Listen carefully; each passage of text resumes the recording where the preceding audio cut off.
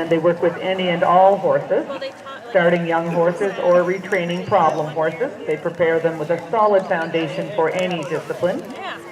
Today, Alisha will be working with her horse Amadeus on something they call destination addiction. It is a common problem found in many horses. I think I've experienced it, pretty sure I have. Amadeus is a 7-year-old thoroughbred that Alisha has owned for 3 years, and while Alisha demonstrates the exercise, Shireen, her partner here, will be talking us through what she's doing and explain the reasons behind it. Here is Shireen.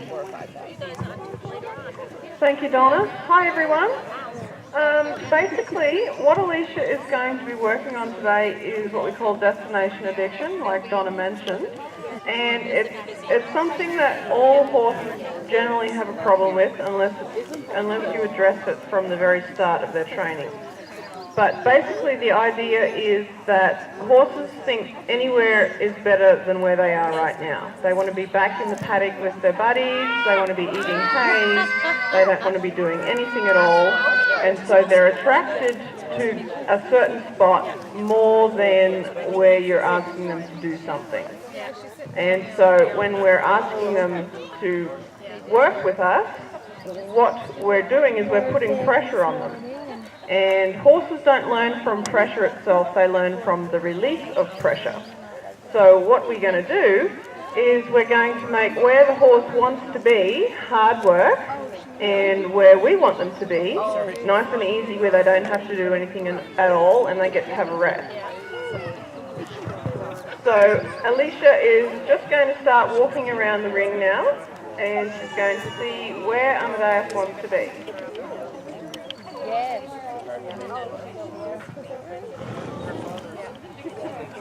So when she asked Amadeus to go, he wanted to walk out the gate because he wants to go back to the trailer where he can eat hay and do nothing and stand around. So what she's doing is basically she's getting him to work at the gate, she's trotting him in circles until he wants to leave the gate area. And when he wants to leave, she's going to let him go and see how far he wants to go, and right about there in the middle she's going to ask him to stop and she's going to let him have a rest.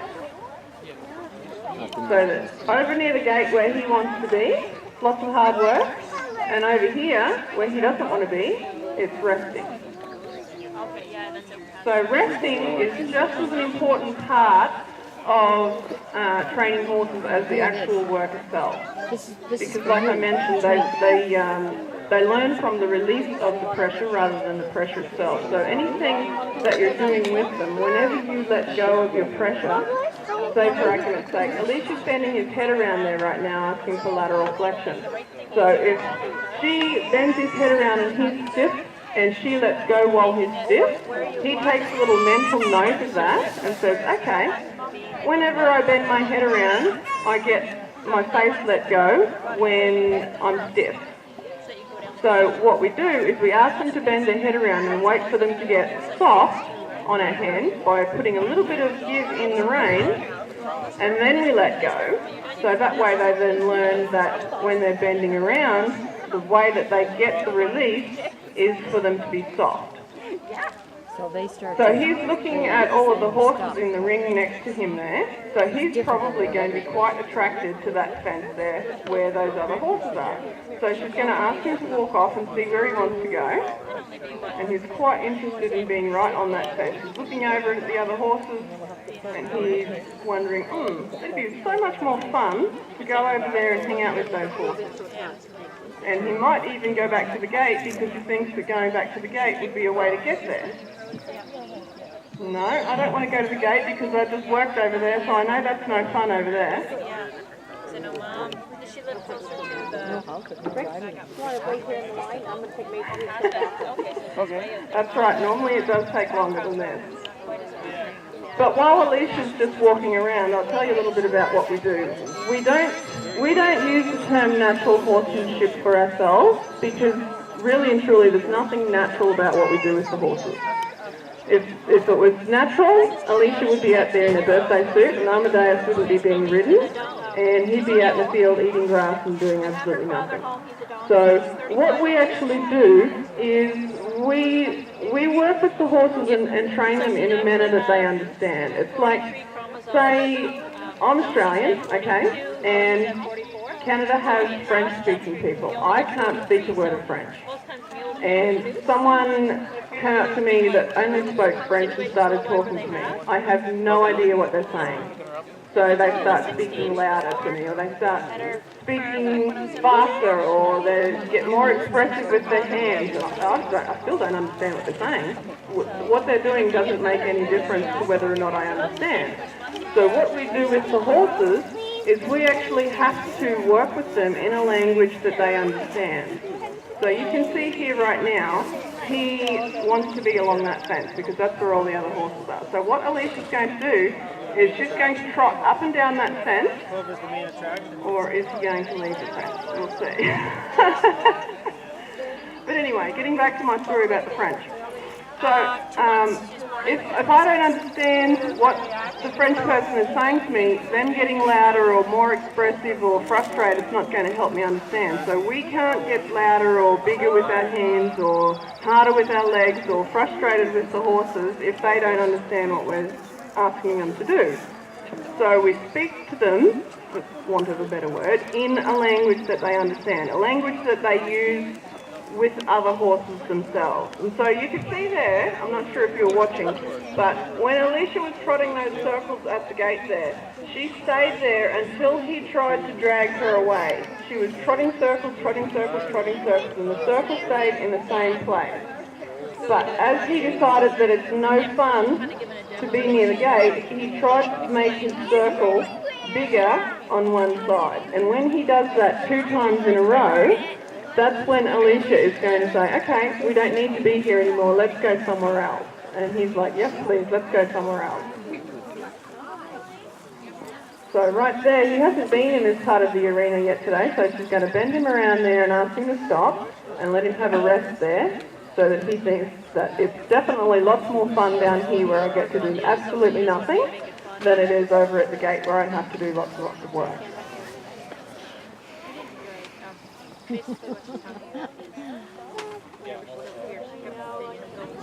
So when horses are out in the field with other horses, they speak to each other in subtle body language movements, right?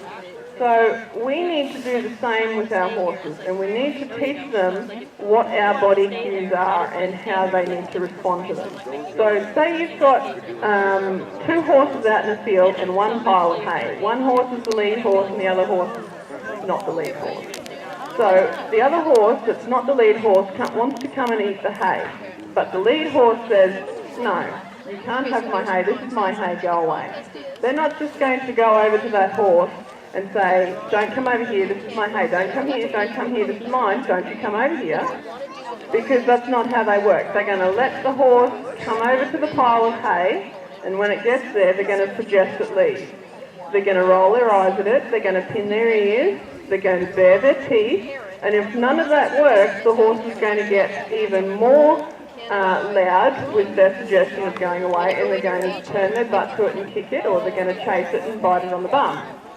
Right, until the other horse decides to leave, because horses need to have had a change of mind about doing something, otherwise they will keep trying to do the same thing over and over again. So a horse will not just roll its eyes and pin its ears at the other horse and say, don't come near my hay. They will keep going until the other horse leaves the area, right? And then they won't stand there and guard their hay pile and say, don't come over here. They'll just go back to eating their hay and pretending like nothing ever happened. And then that other horse, it may try the same thing again, or it may get the picture and say, all right, that's your hay, I'll go and do something else. But that's what we need to do with our horses, is we need to work with them in body language cues that they can understand. So we need to teach them how we want them to do things by using body language and also using tools like reins and leg aids, so that they can understand what we're trying to do in a manner that they understand, rather than just expecting that they're going to know what we're going to do. So As you can see, Amadeus is quite happy to walk around most of the arena right now, but he's still quite interested in what's going on next door with these other horses. So he's going to go back over to that fence, and when he gets there, Alisha is going to trot up and down the fence, and then when he gets down to probably about there, she's going to turn him into the fence and trot back the other way. And she's going to go backwards and forwards up and down the fence until he's like, I'd like to go somewhere else, please, because this is no fun. Oh, see, there you go. He's like, I don't want to be there anymore. That's too much hard work. So he's going to come over here and she's going to bend him to a stop right here. And she's going to let him rest over this side of the arena away from where the other horses are. So that's Mason. You want to get one now, Mason? Oh, this is the event ticket. No. Sit up there then. There, next to me. There. You know who's doing it? Do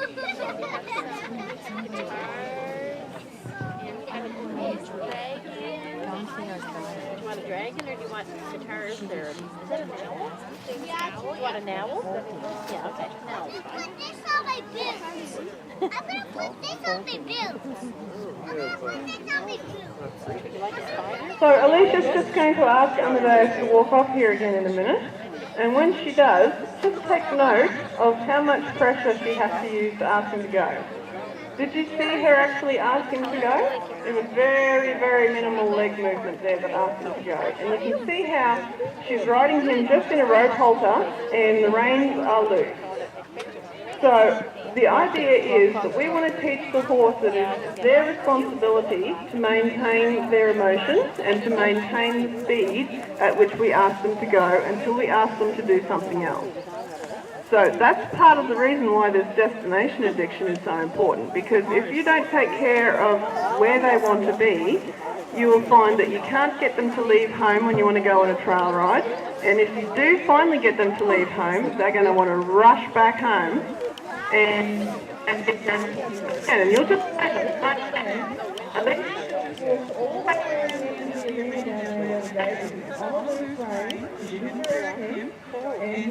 and past the open gate without even looking at it. So the destination addiction causes so many problems in horses. Like I just mentioned, the trail riding, you can't get them to leave the barn, and if you do, when you turn around to come home, all they want to do is rush, rush, rush.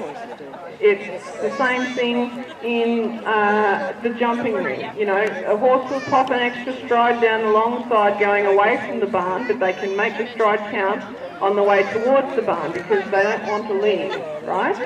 And it's the same thing with a horse wanting to get on a horse trailer. You know, if they don't want to leave their friends in the paddock, they're going to have a lot of hard time trying to get on the trailer to go somewhere if they don't want to leave their friends. So the important thing is to make them realise that where they want to be is no more fun than anywhere else that we ask them to be. If they want to be there, then make it miserable for where they are, so that they want to be where you are. See what happened the other day? I had Daisy ready for a drive, and they were really hot. So, you can see last time Amadeus walked down past the gate there, Alisha did it just at a walk. So let's see what happens if she trots past the gate this time. Looking at me, she's down there. So I said, come on. And Daisy goes too. And I said, come on, let's go get some grass. Come on, let's go get some grass. So I walk over to the gate. When they see me walking over the gate, they come flying. No, I don't know that there's a gate there, he says. I don't know what you're talking about. There's no gate there. But he's still quite attracted to that fence. So she's going to do, oh, he's not. He might be attracted to that bottom corner down there. So she's just going to trot around a little bit and see if there's one particular place that he wants to be more than something else. And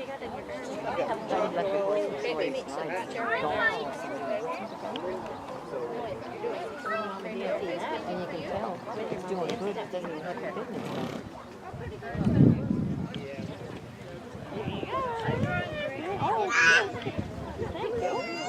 So he's going around there quite well right now. It doesn't look like so far that he wants to do anything more.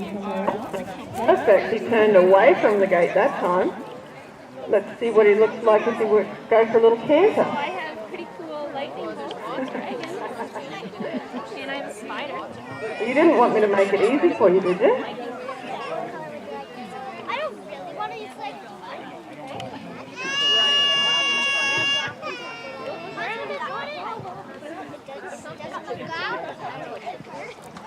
So, we know that if we take care of where Amadeus wants to be, he's going to be very happy anywhere we put him. So right there, he had a little bit of a look at the gate, and so Alicia's just going to work him at the gate again and say, no, there's no point in looking at the gate because there's nothing out the gate that's going to be fun for you.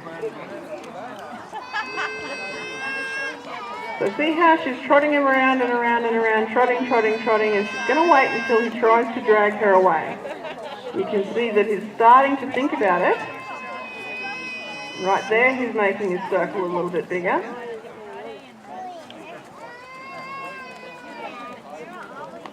And there she lets him out.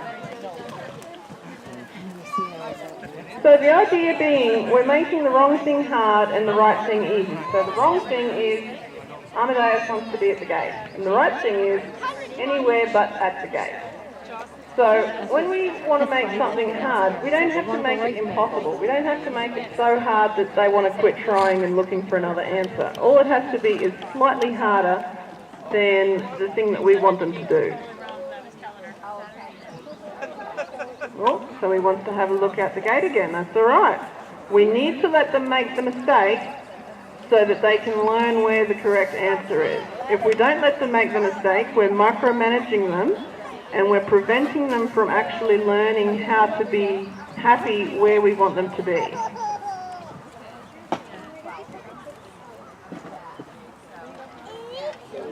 So he's starting to drag her away from the gate now. His circle's getting further away.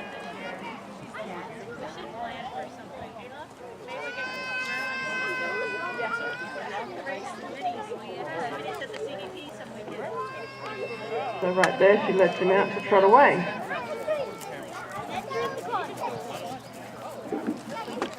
And when she gets down this far end, she's going to bend him to a stop and let him have a rest.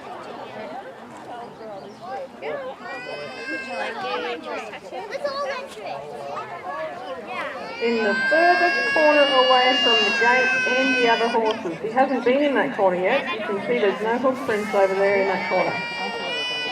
So he's there in the corner and he's having a rest, and he'll get to realise that over there is lots and lots of fun, and down by the gate is no fun at all.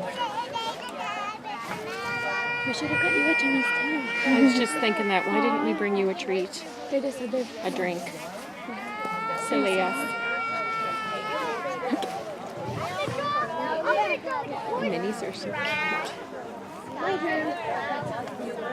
So Alicia's going to trot off here again, and she's going to see if Amadeus still thinks the gate's a fun place to be.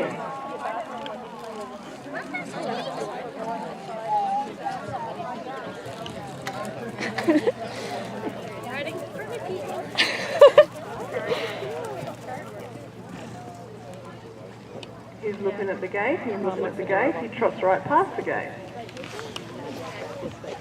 When he was looking at the gate, he wasn't making any movements with his body towards the gate. He was just looking at it. If he had been looking at the gate and trying to drag Alicia to the gate, she would have done something about it.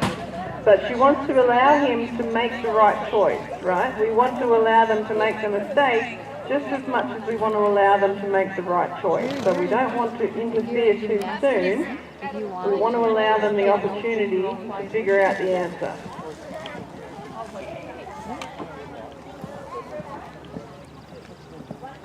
Interested in racing your mini this year? So he was thinking about going out the gate there, so she's going to trot him around and around and around at the gate again. And when he starts dragging her away, she's going to away from the gate.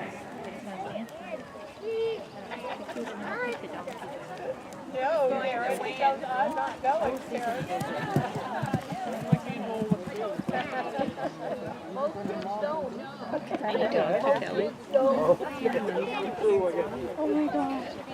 He was just kicking up his heels. So right now you can see that Amadeus is going on the right circle. Sorry, just right behind you. At the moment in the stage of training center, there is no rivalry. It's just we are team parents and we've just carefully choosing the most flexible team at the time. We leave the position Sure, later on we want to make it more complicated and more difficult. We want to condition the body so that we can pick up violence. But right now, when we ask for cancer, we're just asking for a cancer. We're not asking for something specific.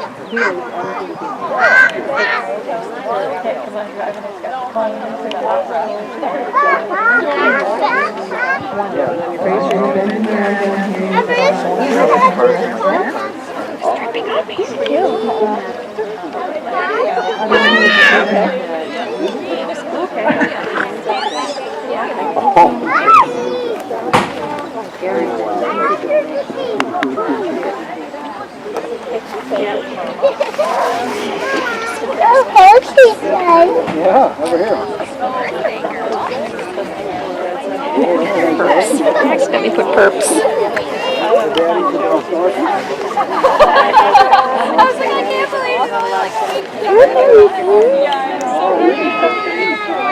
Let's see what he thinks this is.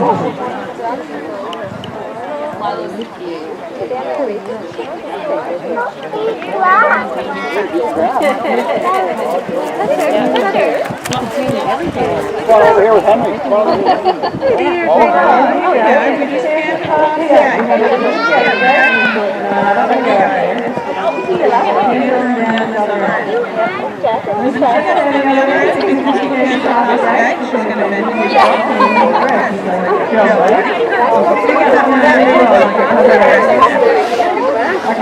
Resting is just as important as anything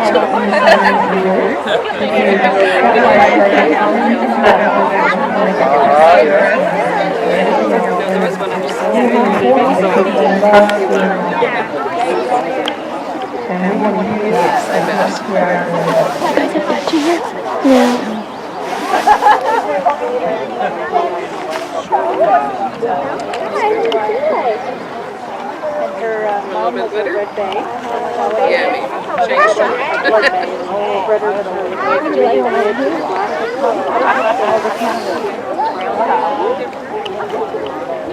Let's see what he thinks.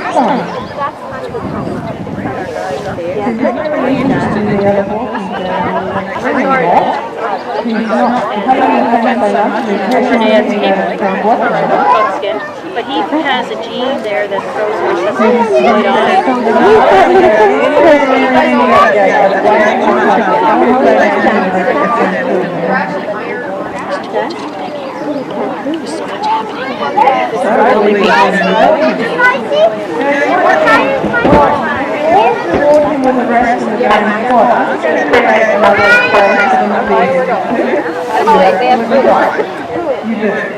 You want to make sure when you get them away from their initial place, they're not thinking about it anymore, that you start changing up where you direct them.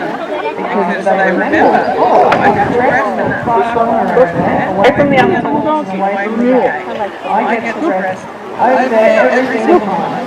Oh, dirty. And I have to work together. So I want them to work there. Picture of Shireen in the booth. Daddy's donkey. I'm going to go over by her. I'll be right back. Just got the ears and the legs for Dad, and her attitude. Oh, nice. What did you get from your mom?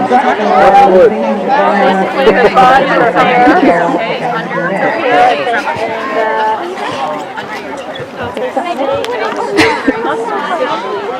see a donkey's muscles. The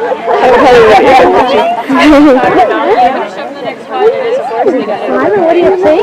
And it's they also don't have the personality where they'll overexert themselves, where a horse will do whatever donkey will look the situation over and say, I'm only doing what I absolutely can. Are you petting a pony? Whereas a horse is like, you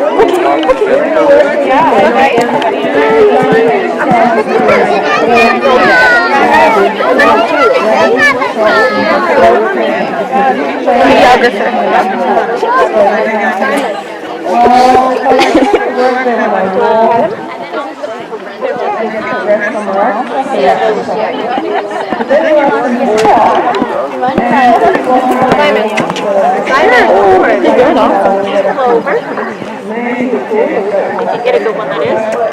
It's baffling people seeing it.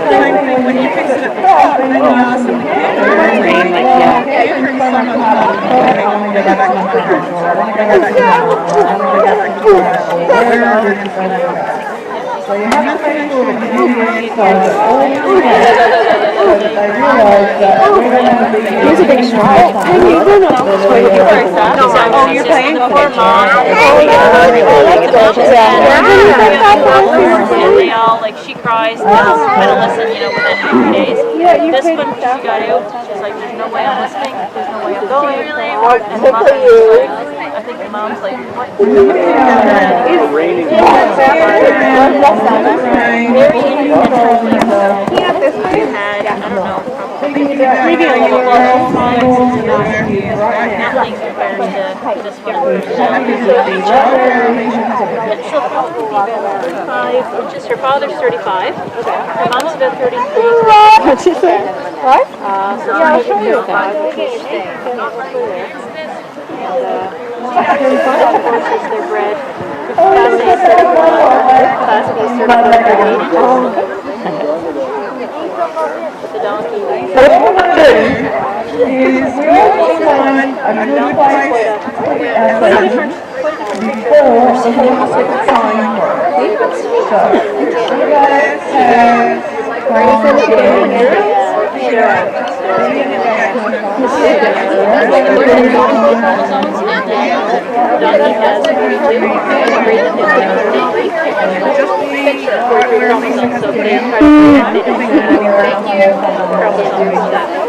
Because that's what they say, although they did say there's no cases of people having and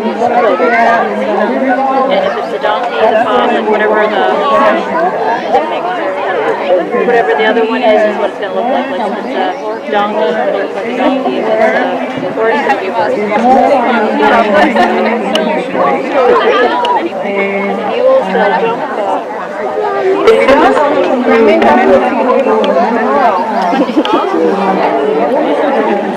jump all that online. They'll stop the fence and the donkey will just hop right over. Like the same, like the big jumpers jump like right there. They jump not one of these, but a regular size donkey. They're cute.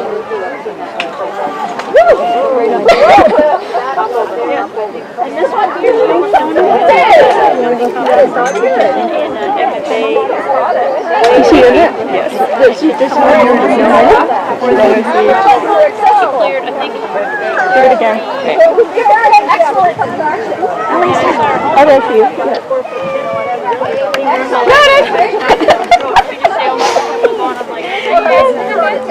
What? Yes. Smile. Adorable.